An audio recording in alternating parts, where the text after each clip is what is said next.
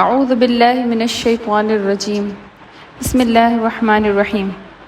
رب اشرح لی صدری ویسر لی امری واحلل عقدۃ من لسانی یفقهوا قولی ان الحمد للہ نحمده ونستعینه ونستغفره ونعوذ باللہ من شرور انفسنا ومن سیئات اعمالنا من يهده الله فلا مضل له ومن يضلل فلا هادي له واشهد ان لا اله الا الله وحده لا شريك له واشهد ان محمدا عبده ورسوله۔ آج سے ہم شروع کر رہے ہیں ہمارا تفسیر القرآن۔ آج کی ہماری سورہ ہے، سب سے پہلے ہم کریں گے سورہ فاتحہ۔ سورہ فاتحہ مکی سورہ ہے اور اس میں ٹوٹل 7 آیات ہیں۔ سورہ فاتحہ قرآن پاک کا دیباچہ ہے۔ جس طرح سے کوئی بھی کتاب لکھی جاتی ہے تو اس کی اسٹارٹنگ میں ایک دیباچہ لکھا جاتا ہے جس میں انٹروڈکشن ہوتا ہے اس پوری کتاب کا، کہ اس پوری کتاب میں کس کس طرح کے اور کون کون سے مضامین ہوتے ہیں۔ تو سورہ فاتحہ بھی قرآن پاک کا دیباچہ ہے اور ایک کمپلیٹ سورہ ہے اس سینس میں کہ اس میں قرآن پاک کا جتنا بھی ٹوٹل میسج ہے وہ اس ایک سورہ میں موجود ہے۔ سورہ فاتحہ ایک ایسی سورہ ہے کہ جو پوری کمپلیٹ اللہ کے رسول صلی اللہ علیہ وسلم پر نازل کی گئی، اور یہ بات ذہن میں رہے کہ سورہ فاتحہ قرآن پاک کے کسی بھی پارے میں نہیں ہے۔ سورہ فاتحہ قرآن پاک کے پہلے پارے میں نہیں ہے، یہ الگ سے ہے، اور پہلا پارہ جو ہے وہ الف لام میم سے شروع ہوتا ہے۔ یہی وجہ ہے کہ آپ دیکھیں گے سورہ فاتحہ کے شروع میں ایک طرف سورہ لکھا ہوگا، دوسری طرف فاتحہ لکھا ہوگا، اور اس کے اوپر الف لام میم نہیں لکھا ہوا۔ اس کا یہی مطلب ہے کہ الف لام میم جو ہے وہ بعد میں شروع ہوتا ہے پہلا پارہ، اور سورہ فاتحہ سیپریٹ ہے۔ سورہ فاتحہ کے مختلف نام احادیث سے ہمیں ملتے ہیں، جیسے کہ اس کو ام القرآن بھی کہا گیا ہے، سبع مثانی بھی کہا گیا ہے، القرآن العظیم بھی اس کا نام ہے، الشفا بھی کہا گیا ہے، اور الرقیہ بھی کہا گیا ہے۔ رقیہ کہتے ہیں دم کرنے کو،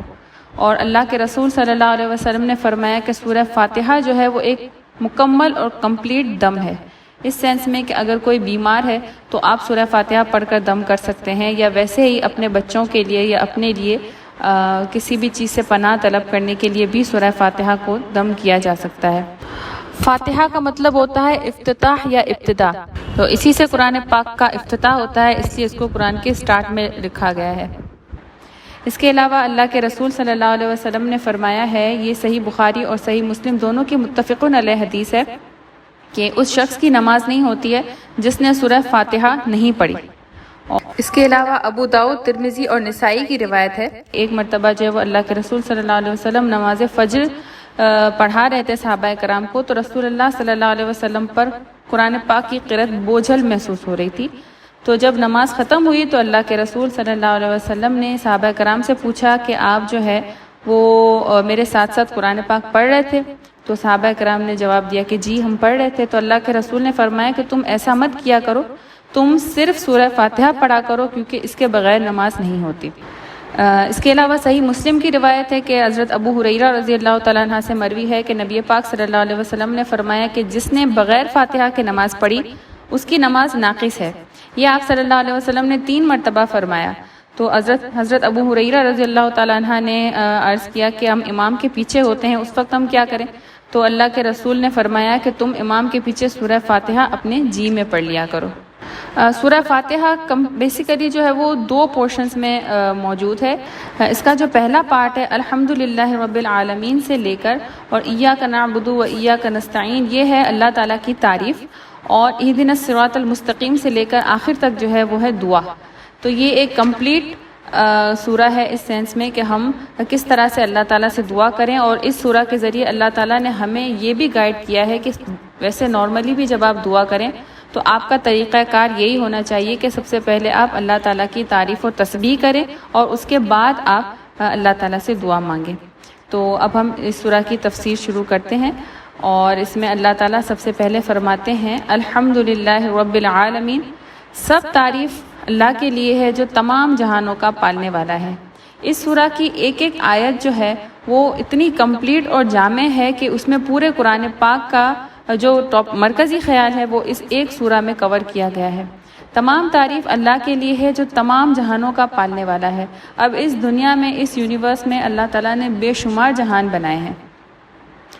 یہ صرف ارتھ پلانٹ ہے کہ جس پر زندگی موجود ہے، لیکن اس کے علاوہ اللہ تعالیٰ نے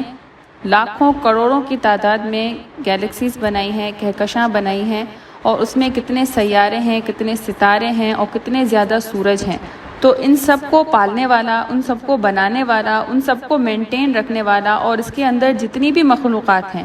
جنات ہیں، انسان ہیں، کیونکہ زندگی تو صرف اس پلانٹ ارتھ پر ہے، لیکن اس کے علاوہ جتنے بھی سیارے، ستارے، جو کچھ بھی اللہ تعالیٰ نے بنایا ہے، پہلے تو اس کو عدل و انصاف کے ساتھ اور مناسب اندازے سے اللہ تعالیٰ نے اس کو بنایا، اور پھر بنا کر اس کو چھوڑا نہیں، بلکہ اس کو مکمل طور پر مینٹین بھی رکھا۔ ایک گریویٹیشنل فورس ہے جس کی وجہ سے تمام ستارے اور سیارے اپنے مدار کے گرد گردش کر رہے ہیں، اور اگر ذرا سی بھی یہ فورس ڈسٹرب ہو تو تمام ستارے اور تمام سیارے گر جائیں، آپس میں ٹکرا جائیں، کلیش ہو جائے۔ لیکن اللہ تعالیٰ نے ہر چیز کو اپنے اندازے سے بنایا ہے اور اس کو مینٹین رکھا ہے، تو اللہ تعالیٰ کہتے ہیں کہ وہ تمام جہانوں کا پالنے والا ہے۔ ایک کالے پہاڑ پر کالی چیونٹی رات کی سیاہی میں جا رہی ہوتی ہے، اللہ تعالیٰ کو اس کی بھی خبر ہے، اور اللہ تعالیٰ نے اس کے بھی رزق کا بندوبست کیا ہوا ہے، اللہ اس کو بھی پالتا ہے۔ جتنے بھی کیڑے مکوڑے ہیں، جتنے بھی اللہ تعالیٰ نے اسپیشیز اس دنیا میں بنائی ہیں، انسان، حیوان، جنات، جتنا بھی اللہ تعالیٰ نے بنایا ہے، ان سب کو اللہ تعالیٰ پالنے والا ہے۔ تو اللہ تعالیٰ کہتے ہیں کہ وہ تمام تعریف اسی کے لیے ہے، ظاہر ہے کیونکہ وہی سب کچھ بنانے والا ہے، سارا کچھ اسی کے کنٹرول میں ہے، تو ساری تعریف بھی اسی سے بلونگ کرتی ہے، یہ خاص اسی کے لیے ہے۔ اور اسی آیت میں اللہ تعالیٰ نے اپنا نام اللہ مینشن کیا ہے، اور یہ ایک واحد اللہ تعالیٰ کا ذاتی نام ہے جس کا استعمال کسی اور کے لیے بھی جائز نہیں۔ اچھا، یہ الحمدللہ کا جو کلمہ ہے، اس کی بھی بہت زیادہ فضیلت آئی ہے، اور نہایت رحم کرنے والا ہے۔ یہ رحمان اور رحیم دو اللہ تعالیٰ کے ایسے صفاتی نام ہیں کہ جن کا مطلب تو ملتا جلتا ہے، لیکن ان کی نوعیت تھوڑی سی مختلف ہے۔ رحمان کا مطلب ہے رحم کرنے والا، مہربانی کرنے والا، لیکن اس میں ایک جوشیلا انداز اللہ تعالیٰ کا نظر آتا ہے،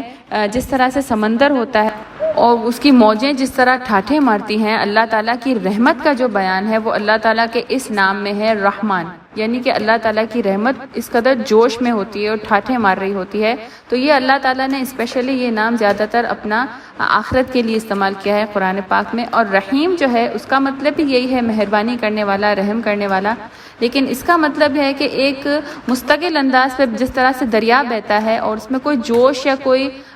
تلاطم نہیں ہوتا ہے سمندر کی طرح، اسی طرح سے اللہ تعالیٰ کا یہ نام رحیم جو ہے اس میں اللہ تعالیٰ کا یہ رحم کا مادہ نظر آتا ہے کہ مستقل انداز میں اللہ تعالیٰ رحم کرنے والا ہے۔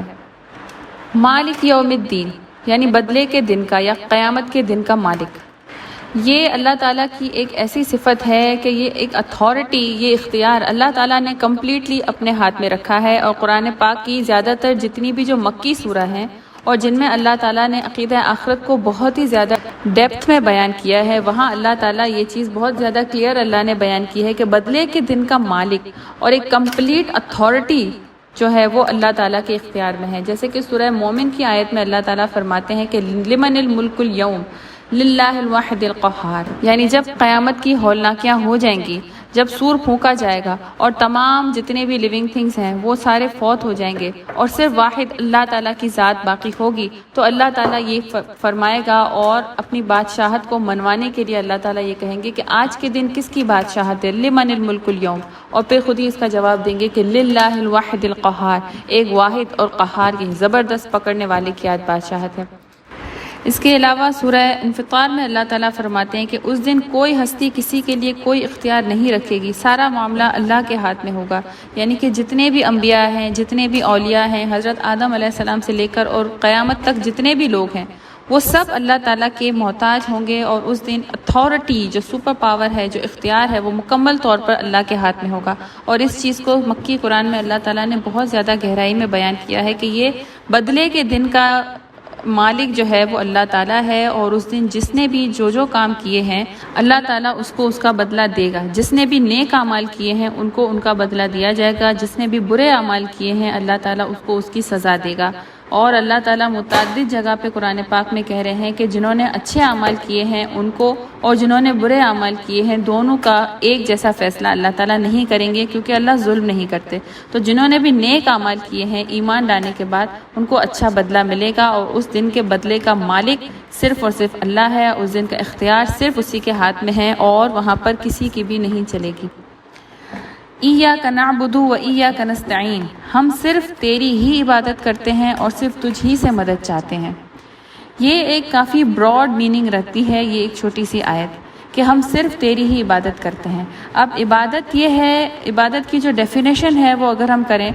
تو عبادت کی ڈیفینیشن یہ ہے کہ کوئی بھی ایسا کام جو ہم کسی مخصوص ہستی کو خوش کرنے کے لیے یا اس کی ناراضگی کے خوف سے کریں تو وہ عمل عبادت کرنا کہلاتا ہے، ٹھیک ہے۔ اور معبود بھی اس کو کہا جاتا ہے کہ جس کی ایک تو عبادت کی جائے اور دوسرا اس کی بات مانی جائے۔ تو معبود ہونے کا جو حقدار ہے وہ صرف اللہ ہے کہ جس کی بات صرف مانی جائے، اور عبادت یہ ہے کہ جتنی بھی ہماری جو قولی عبادتیں ہیں، جو بدنی عبادتیں ہیں، وہ تمام کی تمام صرف اور صرف اللہ تعالیٰ کے لیے ہونی چاہیے۔ اس ایک آیت میں اللہ تعالیٰ نے شرک کا مکمل طور پر رد کر دیا ہے۔ ہماری جتنی بھی فرضی عبادتیں ہیں اور جتنی بھی نفلی عبادتیں ہیں وہ تمام کی تمام صرف اور صرف اللہ کے لیے ہونی چاہیے۔ جتنے بھی آپ نوافل ادا کر رہے ہیں وہ صرف اور صرف اللہ کے لیے ہونے چاہیے، اللہ کے علاوہ کسی بھی ہستی کو جسے آپ معتبر سمجھتے ہیں، اور اگر اس کے لیے آپ نے عبادتیں کی، اس کے لیے نفلی روزے یا نفلی عبادتیں یا کچھ بھی کیا تو وہ سارا شرک کے زمرے میں چلا جائے۔ یہ ایک عہد ہے، یہ ایک وعدہ ہے جو ہم اللہ تعالیٰ سے کرتے ہیں۔ اللہ کے رسول صلی اللہ علیہ وسلم نے بھی ہر نماز میں سورہ فاتحہ پڑھنے کی تلقین اسی لیے کی تاکہ بار بار ہمارے اس وعدے کی تجدید ہوتی رہے اور ہم بار بار اللہ تعالیٰ کے سامنے اس چیز کا اعتراف کریں کہ ہم صرف اور صرف تیری ہی عبادت کرتے ہیں اور تجھی سے مدد چاہتے ہیں۔ اب اگر ہم نماز میں یہ چیز بار بار کہہ رہے ہوں اور نماز پڑھنے کے بعد پھر ہمارے اعمال اس آیت سے ٹکرا رہے ہوں تو اس کا مطلب یہ ہے کہ ہمارے قول اور فعل میں تضاد آیا ہے۔ تو عبادت خالصتاً اللہ کے لیے ہونی چاہیے، اور اللہ کے رسول صلی اللہ علیہ وسلم نے فرمایا ہے، ابو داؤد کی روایت ہے کہ دعا جو ہے وہ عبادت ہے،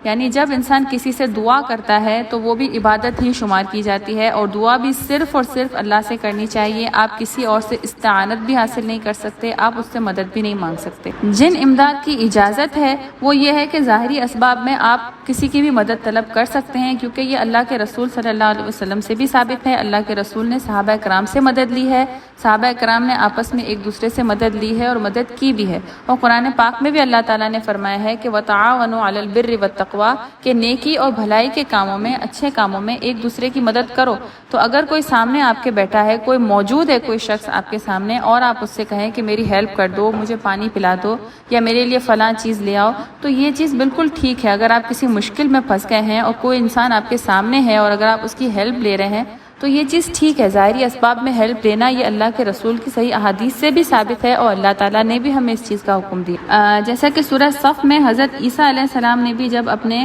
حواریوں کو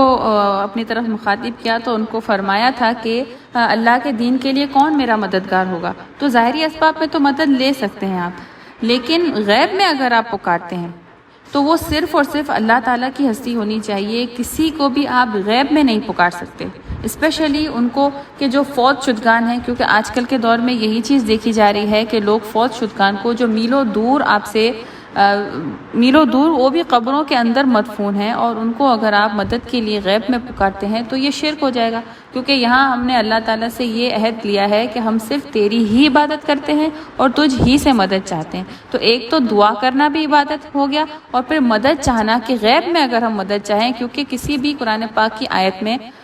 ہم جب آگے پڑھیں گے تو ہمیں سمجھ آئے گی کہ کوئی بھی آیت یہ نہیں کہتی ہے کہ آپ غیب میں غیر اللہ کو یا فوت شدگان کو پکار سکتے ہیں۔ اسی طرح اللہ کے رسول صلی اللہ علیہ وسلم کے کسی بھی قول یا کسی بھی فعل سے، یا صحابہ کرام کے کسی بھی قول یا کسی بھی فعل سے ہمیں یہ چیز پتہ نہیں چلتی کہ انہوں نے غیب میں اللہ کے علاوہ کسی کو پکارا ہو۔ جب اللہ کے رسول صلی اللہ علیہ وسلم اس دنیا میں موجود تھے تو صحابہ کرام اللہ کے رسول سے ہیلپ بھی لیتے تھے، ان سے سوال جواب بھی پوچھتے تھے، کسی بھی مسئلے میں اگر انہیں کوئی کنفیوژن ہوتی تھی تو وہ اللہ کے رسول کے پاس آ کے اور ان سے مسائل پوچھا کرتے تھے۔ لیکن جب اللہ کے رسول صلی اللہ علیہ وسلم اس دنیا سے تشریف لے گئے اور ان کا انتقال ہو گیا تو پھر کسی بھی صحابی نے اللہ کے رسول صلی اللہ علیہ وسلم کو غیب میں نہیں پکارا، حالانکہ سب سے زیادہ حقدار تو وہ ہیں کہ انہیں پکارا جائے، کیونکہ اس دنیا میں سب سے زیادہ جو بہتر ہستی ہیں انسانوں میں وہ تو ہمارے پیارے نبی صلی اللہ علیہ وسلم ہیں۔ تو کسی بھی صحابی نے اللہ کے رسول صلی اللہ علیہ وسلم کے فوت ہو جانے کے بعد غیب میں کبھی بھی اللہ کے رسول کو نہیں پکارا، آپ صلی اللہ علیہ وسلم سے دعا نہیں مانگی، آپ صلی اللہ علیہ وسلم کو پکارا نہیں ہے۔ جب اللہ کے رسول صلی اللہ علیہ وسلم کا انتقال ہو گیا تو یہ بخاری کی روایت ہے اور یہ بالکل صحیح سند کے ساتھ یہ روایت موجود ہے کہ جب اللہ کے رسول صلی اللہ علیہ وسلم کا انتقال ہو گیا اور ابھی اللہ کے رسول صلی اللہ علیہ وسلم کی تدفین بھی نہیں ہوئی تھی، اس سے پہلے ہی حضرت ابوبکر صدیق رضی اللہ تعالیٰ عنہ نے فرمایا کہ جو بھی حضور صلی اللہ علیہ وسلم کی عبادت کرتا تھا وہ یہ سن لے کہ حضور صلی اللہ علیہ وسلم اب فوت ہو چکے ہیں، اور جو اللہ تعالیٰ کی عبادت کرتا تھا وہ یہ جان لے کہ اللہ تعالیٰ حی القیوم ہے اور اسے کبھی بھی موت نہیں آئے گی۔ اب آپ یہ سوچیں کہ یہ حضرت ابوبکر صدیق نے ایسا کیوں کہا؟ اس وقت تو سارے صحابہ کرام موجود تھے اور کوئی بھی ایسا نہیں تھا کہ جو حضور اکرم صلی اللہ علیہ وسلم کی عبادت کرتا ہو، ٹھیک ہے، لیکن یہ چیز ایک گولڈن ورڈز بن گئے حضرت ابوبکر صدیق کے، اور ان کو بھی یہ شائبہ تھا کہ کل کو یہ پرابلم آ سکتی ہے امت میں، تو انہوں نے یہ چیز کہہ کے بالکل توحید کو کلیئر کر دیا کہ آئندہ اس طرح کوئی سوچے بھی نہ، کیونکہ دعا بھی عبادت ہے، غیب میں پکارنا بھی عبادت ہے۔ تو حضرت ابوبکر صدیق نے اس کو بالکل کلیئر کر دیا کہ کوئی بھی اگر یہ سمجھتا ہے کہ حضور صلی اللہ علیہ وسلم کی بھی عبادت کی جا سکتی ہے یا ان کو بھی غیب میں پکارا جا سکتا ہے یا ان سے بھی دعا کی جا سکتی ہے، تو وہ تو فوت ہو گئے، اور جو فوت ہو جاتا ہے اس کا کمیونیکیشن اس دنیا سے ختم ہو جاتا ہے۔ تو اللہ تعالیٰ وہ واحد ہستی ہے جو اس بات کی حقدار ہے کہ اسی کو غیب میں پکارا جائے، اسی کی عبادت کی جائے۔ تو یہاں ہم اللہ تعالیٰ سے بار بار تجدید کرتے ہیں کہ ہم صرف تیری ہی عبادت کرتے ہیں اور تجھی سے مدد چاہتے ہیں۔ تو اگر ہم زبان سے اس بات کا اقرار کرتے ہیں تو ہمارے اعمال بھی ایسے ہونے چاہیے جو اس آیت سے ٹکرائے نہیں۔ اس ضمن میں بہت ضروری ہے کہ ہم توحید کی اقسام بھی ڈسکس کر لیں تاکہ بالکل ویو کلیئر ہو جائے۔ تو توحید کی 3 اقسام ہوتی ہیں: توحید ربوبیت، توحید الوہیت اور توحید صفات۔ توحید ربوبیت کا مطلب تو یہ ہوتا ہے کہ اس دنیا کا جو خالق ہے، مالک ہے، رازق ہے، وہ صرف اللہ تعالیٰ ہے، اور اس توحید کو تو نان مسلمز بھی مانتے ہیں، آج کل کے نان مسلمز بھی مانتے ہیں، پہلے کے کفار بھی مانتے تھے، مشرکین عرب بھی مانتے تھے۔ جیسا کہ قرآن پاک کی سورہ یونس میں اللہ تعالیٰ نے فرمایا ہے کہ اے پیغمبر ان سے پوچھیں کہ تم کو آسمان و زمین میں رزق کون دیتا ہے، یا تمہارے کانوں اور آنکھوں کا مالک کون ہے، اور بے جان سے جاندار اور جاندار سے بے جان کو کون پیدا کرتا ہے، دنیا کے کاموں کا انتظام کون کرتا ہے، تو وہ جھٹ سے کہیں گے کہ اللہ، یعنی یہ سارے کام اللہ کرتا ہے۔ اور ایک دوسرے مقام پر سورہ زمر میں اللہ تعالیٰ نے فرمایا ہے کہ اگر آپ صلی اللہ علیہ وسلم ان سے پوچھیں کہ زمین اور آسمان کا خالق کون ہے تو یقیناً وہ کہیں گے کہ اللہ۔ تو وہ یہ تو مانتے ہیں کہ اللہ تعالیٰ ہے، لیکن اس کے ساتھ پھر وہ دوسرے معبودوں کو بھی لے آتے ہیں اور اس طرح وہ شرک کرتے ہیں۔ اچھا، توحید الوہیت یہ ہوتی ہے کہ عبادات کی جتنی بھی اقسام ہیں اس کا مستحق صرف اور صرف اللہ ہے۔ جیسا کہ میں نے ابھی آپ کو عبادت کی ڈیفینیشن بتائی ہے، اس کیٹیگری میں جتنے بھی ہمارے جو کام ہیں، جتنے بھی افعال ہیں، وہ فعل اگر کرتے ہیں تو وہ صرف اور صرف ہم اللہ تعالیٰ سے کریں۔ اب جیسے کہ روزہ، نماز، زکوٰۃ، حج، یہ سب تو ہم کرتے ہی ہیں، اس کے علاوہ بھی جتنے بھی ہم دعائیں یا التجائیں کرتے ہیں، یا جتنی بھی ہم نظر و نیاز کرتے ہیں، یا کسی کے لیے تعظیماً جھکنا ہے، یا سجدے کرنا ہے، یا طواف کرنا ہے، تو یہ سارے کام جو ہے وہ صرف اور صرف اللہ تعالیٰ کے لیے ہونے چاہیے، اور اللہ تعالیٰ کے علاوہ کسی کے لیے بھی اگر کیے جائیں تو وہ شرک ہو جاتا ہے۔ وہ یہ ہے کہ آپ نے توحید الوہیت کو نہیں مانا ہے اور آپ نے شرک کیا ہے، تو یہ خالص اللہ کے لیے ہونے چاہیے۔ اس کے علاوہ آتی ہے توحید صفات۔ توحید صفات یہ ہے کہ اللہ تعالیٰ کی جتنی بھی صفات ہیں اور جو صفات قرآن و حدیث میں ہمارے پاس موجود ہیں وہ صرف اور صرف اللہ تعالیٰ کے لیے ہوں اور اس میں آپ کسی کو شریک نہ کریں۔ مثلاً یہ کہ علم الغیب کا کانسیپٹ جو ہے کہ اللہ تعالیٰ کو ہی علم ہے کمپلیٹ غیب کا۔ اللہ تعالیٰ نے انبیاء کو وحی کے ذریعے بہت سی غیب کی خبریں بتائی ہیں، لیکن کمپلیٹ مطلق علم جو ہے غیب کا وہ صرف اللہ تعالیٰ کے پاس ہے۔ اگر آپ یہ سمجھتے ہیں کہ اللہ کے علاوہ بھی کسی نبی کو اللہ نے یہ علم الغیب دیا ہے یا ان کے پاس تھا تو یہ شرک ہو جائے گا۔ اسی طرح سے حاضر اور ناظر کی جو صفت ہے، جو کہ قرآن اور حدیث سے ہمیں یہ پتہ چلتا ہے کہ حاضر اور ناظر کی صفت صرف اور صرف اللہ تعالیٰ کی ہے۔ سورہ مجادلہ میں اللہ تعالیٰ کہتے ہیں کہ تم 3 نہیں ہوتے، چوتھا اللہ ہوتا ہے، تم 5 نہیں ہوتے، چھٹا اللہ ہوتا ہے تمہارے ساتھ۔ تو اللہ تعالیٰ حاضر اور ناظر کی صفت ہے اللہ کی، اور وہ ہر کسی کی فریاد سننے پر قادر ہے، چاہے آپ انہیں کسی بھی جگہ سے پکاریں۔ قرآن پاک میں سورہ مجادلہ میں یہ اللہ کہتے ہیں کہ آپ اسے کہیں سے بھی پکاریں وہ آپ کی پکار کو سنے گا۔ تو اگر یہ صفت آپ نے کسی اور کے لیے فکس کی ہوئی ہے تو یہ بھی شرک ہو جائے گا، یہ توحید صفات میں آپ کے جھول آ جائے گا، ٹھیک ہے۔ اسی طرح سے کائنات میں جتنا بھی تصرف ہے ان سب کا اختیار اللہ تعالیٰ کے ہاتھ میں ہے، دنیا میں بھی اور آخرت میں بھی اس کا مطلق اختیار جو ہے وہ اللہ تعالیٰ کے ہاتھ میں ہوگا۔ ان تمام جو توحید کی جتنی بھی صفات ہم نے ابھی ڈسکس کی ہیں، اس میں اگر آپ کسی بھی پیر، ولی، صحابی یا ایون کہ نبی کو بھی اگر آپ لے آتے ہیں تو وہ بھی شرک ہو جائے گا، اور پھر شرک کی حالت میں اگر کوئی فوت ہو جائے تو پھر اللہ تعالیٰ اس کو معاف نہیں کرتے. ٹھیک ہے، تو یہاں اللہ تعالیٰ کے ساتھ ان تمام اللہ تعالیٰ کی جتنی بھی صفات ہیں، توحید ربوبیت ہے، توحید الوہیت ہے یا توحید صفات ہے، تو اس میں آپ کسی بھی انسان کو اس میں آپ شامل نہیں کر سکتے، بے شک وہ زندہ ہو یا وہ فوت شدگان ہو، اس میں کوئی بھی شریک نہیں ہو سکتا. اگر اس کو شریک کیا تو وہ شرک ہو جائے گا. آگے اللہ تعالیٰ فرماتے ہیں کہ اہدنا الصراط المستقیم، ہمیں سیدھی اور سچی راہ دکھا. یہاں پھر آ جاتی ہے دعا، اور اللہ تعالیٰ سے سیدھی اور سچی راہ کی دعا اللہ تعالیٰ سے ہمیں مانگنی ہے. اور یہ سیدھی اور سچی راہ کون سی ہے؟ وہ راہ کہ جو اللہ کے رسول صلی اللہ علیہ وسلم ہمیں دکھا کے گئے ہیں. ٹھیک ہے، اور جیسے کہ خطبہ حجۃ الوداع کے موقع پر اللہ کے رسول صلی اللہ علیہ وسلم نے فرمایا تھا کہ میں 2 چیزیں تمہارے درمیان چھوڑ کے جا رہا ہوں، اگر ان دونوں کو پکڑے رکھو گے تو کبھی گمراہ نہیں ہوگے. ایک ہے قرآن اور دوسرا میری سنت. تو یہ 2 ہی چیزیں ہیں جو کہ سیدھی اور سچی راہ ہیں، اور اگر ان سے کوئی بھٹک گیا تو وہ گمراہ ہو گیا. صراط الذین انعمت علیہم غیر المغضوب علیہم ولا الضالین، ان لوگوں کی راہ جن پر تو نے انعام کیا، ان کی نہیں جن پر غضب کیا گیا، یعنی وہ لوگ جنہوں نے حق کو پہچانا مگر اس پر عمل پیرا نہیں ہوئے، اور نہ گمراہوں کی، یعنی وہ جو جہالت کے سبب راہ حق سے ہٹ گئے ہیں. اب اس میں بھی اللہ تعالیٰ نے جو بیان کیا ہے وہ یہ ہے کہ ان لوگوں کے راستے پر ہمیں چلا کہ جن پر تو نے انعام کیا ہے، جن کو تو نے سیدھا راستہ دکھایا ہے. انعام کس پر کیا ہے؟ سورہ نساء میں اللہ تعالیٰ فرماتے ہیں کہ اور جو اللہ اور اس کے رسول کی اطاعت کرتے ہیں وہ روز قیامت ان لوگوں کے ساتھ ہوں گے جن پر اللہ نے انعام کیا، یعنی کہ انبیاء، صدیقین، شہداء اور صالحین، اور ان لوگوں کی رفاقت بہت ہی خوب ہے. تو اللہ کے رسول صلی اللہ علیہ وسلم کی اگر اطاعت کی جائے، اللہ تعالیٰ کی اطاعت کی جائے، تو پھر ایسے لوگ انعام یافتہ لوگوں کے ساتھ ہوں گے، انبیاء، صدیقین اور شہداء کے ساتھ. اور اللہ تعالیٰ نے بارہا قرآن پاک میں فرمایا ہے اطیعوا اللہ و اطیعوا الرسول، اور اگر کوئی اس راستے سے ہٹا تو اس کے تمام اعمال برباد کر دیے جائیں گے. اور یہاں پر آخر میں اللہ کہتے ہیں کہ اور گمراہوں کے راستے پر ہمیں نہ چلا، غیر المغضوب علیہم، یعنی جس پر تیرا غضب نازل ہو چکا. اب غضب نازل جن کا ہوا ہے اس کا بھی کافی ڈیٹیل میں قرآن پاک میں موجود ہے. جتنی بھی پچھلی اقوام تھیں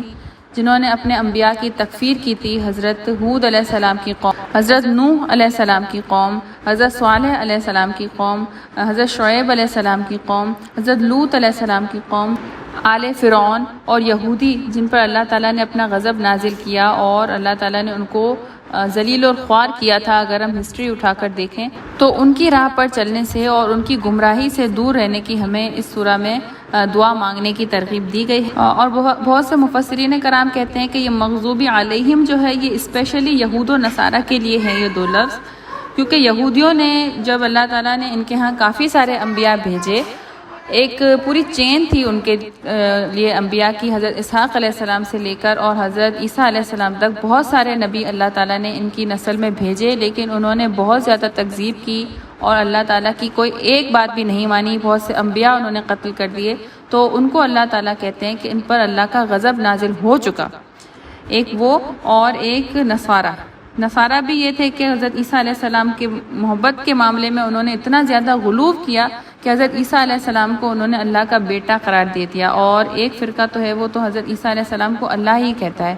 تو یہ دونوں ہی اس طرح کی اقوام تھی کہ انہوں نے بہت زیادہ غلو سے کام دیا. تو مغضوبی علیہم ان کو بھی کہا گیا ہے اسپیشلی. تو اللہ تعالیٰ سے ان کے راستے پر چلنے کی اور ان کی گمراہی سے بچنے کی ہمیں یہ دعا کی تلقین کی گئی ہے سورہ فاتحہ میں. تو یہ ایک جامع اور کمپلیٹ سورہ ہے اور اس کی تفسیر جو ہے وہ یہاں ہماری ختم ہوتی ہے. سورہ فاتحہ کے آخر میں آمین کہنے کی نبی پاک صلی اللہ علیہ وسلم نے بڑی تاکید اور فضیلت بیان کی ہے، اور اسی لیے جب جہری نماز پڑھائی جاتی ہے تو آمین بالجہر کا بھی حکم فرمایا ہے اللہ کے رسول صلی اللہ علیہ وسلم نے. اور اللہ کے رسول نے فرمایا ہے کہ جو اونچی آواز سے آمین کہتے ہیں فرشتے بھی ان کے ساتھ آمین کہتے ہیں، اور اگر ان کی آمین فرشتوں کی آمین کے ساتھ مل گئی تو یہ بہت بڑی فضیلت کی بات ہوتی ہے. تو اگر آپ جماعت کے ساتھ نماز پڑھ رہے ہوں، امام و مقتدی دونوں کے لیے حکم ہے کہ یہ آمین بالجہر کہیں، اور اگر آپ ویسے بھی جب بھی سورہ فاتحہ پڑھیں تو اس کے بعد آمین کہنا یہ بہت زیادہ افضل قرار دیا گیا ہے. تو یہاں پر جو ہے ہماری سورہ فاتحہ کی تفسیر مکمل ہوتی ہے۔ آخر میں اللہ تعالیٰ سے دعا کرتے ہیں کہ جو پڑھا ہے، جو سمجھا ہے، اللہ اس پر عمل کرنے کی توفیق دے۔ جو غلطی، جو کمی بیشی دانستہ یا غیر دانستہ ہو گئی ہے، اللہ اسے درگزر فرمائے، آمین۔